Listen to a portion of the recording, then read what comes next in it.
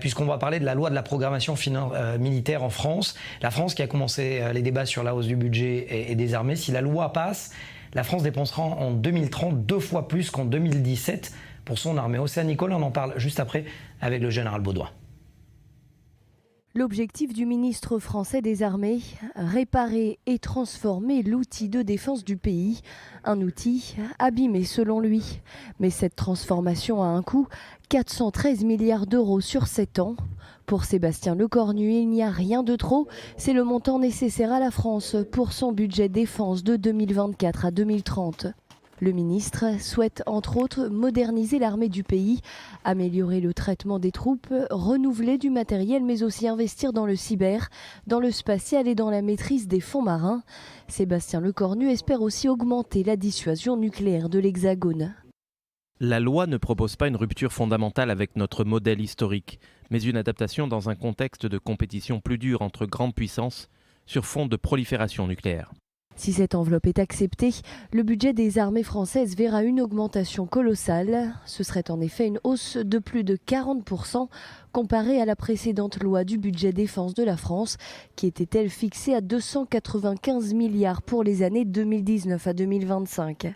Reste à savoir si l'Assemblée nationale acceptera de valider ces 413 milliards d'euros voulus par le ministre de la Défense. Réponse dans 2 semaines. Alors Général Baudouin, votre dernière affectation justement, c'était le commandement de la programmation militaire de l'armée de terre. Des chiffres comme ça vous fait rêver ? Les chiffres comme ça sont les chiffres nécessaires en fait. Et cette loi de programmation militaire en gestation apparaît comme paradoxalement à la fois comme un effort sans précédent en termes de finances, au profit de la France. Je crois qu'on a eu un tel effort depuis les années 60. Et dans le même temps, elle est reçue de façon réservée, notamment par les armées, non pas par les armées, mais par les armées elles-mêmes, parce qu'en fait, euh, elle modifie un peu la trajectoire par rapport à la LPM d'auparavant, la LPM précédente, en fait. C'est bien la continuité LPM, de c'est la la loi de programmation militaire. Pardon. Il s'agissait bien, en tenant compte de l'expérience de l'Ukraine, de hâter certaines réparations qui n'étaient pas forcément envisagées immédiatement, qui étaient celles de la défense solaire, par exemple, sur lesquelles nous avons fait l'impasse pendant quasiment 30 ans, qui était le fait du virage des drones, qui sont révélés comme un game changer sur l'ensemble des conflits récents et qui nécessitent un effort important sur le renseignement. Ça n'a rien d'avoir la première armée d'Europe, parce que la France est la première armée d'Europe en nombre, de très loin. Si on n'a pas le renseignement, notamment autonome, qui nous permet de prévoir ce qui s'est passé. On a bien vu les remous suite au fait que seuls les Américains véritablement ont bien perçu l'attaque imminente de l'Ukraine par la Russie. Donc cette LPM est à la fois une LPM de continuité, mais une LPM de façon tout à fait indispensable de mise en cohérence des moyens. Est-ce que le fait que la France se soit retirée des grandes régions, notamment celle de l'opération Barkhane et Serval, qui a fait Serval et Barkhane, est-ce que ça impose à l'armée française de recomposer une stratégie internationale ?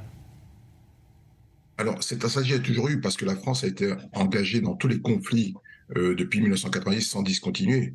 Donc, il n'y a pas beaucoup d'autres pays, à part les États-Unis, qui peuvent témoigner d'une telle présence sur l'ensemble des conflits.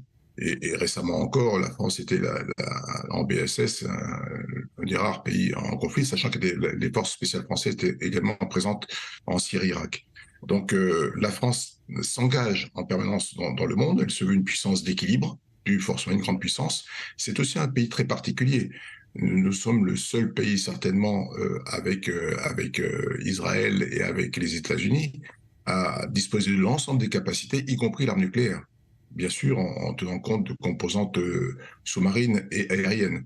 Donc il faut à la fois disposer d'un spectre complet de capacités, de disposer d'un moyen nucléaire. Or, cette loi de programmation militaire prévoit d'ailleurs un effort très important pour le renouvellement de sous-marins nucléaires lanceurs d'engins notamment et de missiles air-sol nucléaires. Et donc, la France doit composer avec la nécessité de moderniser son armée, je dirais, conventionnelle, et de rehausser toujours plus son effort nucléaire qui a été montré avec l'Ukraine qu'il est indispensable. Donc je comprends de votre part que cette LPM, loi de programmation militaire, est souhaitée, souhaitable et demandée dans l'armée. Elle est, à mon sens, la plus cohérente possible. Je crois que l'État a fait l'effort maximum qu'il pouvait faire en faisant effectivement une LPM de 413 milliards et, comme vous le disiez très bien, quasiment 69 milliards d'euros pour l'année, la dernière annuité de la LPM en 2030. C'est effectivement quasiment doublé ce qui était en 2017. Ça n'est peut-être jamais suffisant pour certains, mais on ne répare pas, je le dis souvent, 30 ans de sous-investissement fort en 2 lois de programmation militaire. Merci beaucoup, Général Baudouin, d'avoir répondu à nos questions.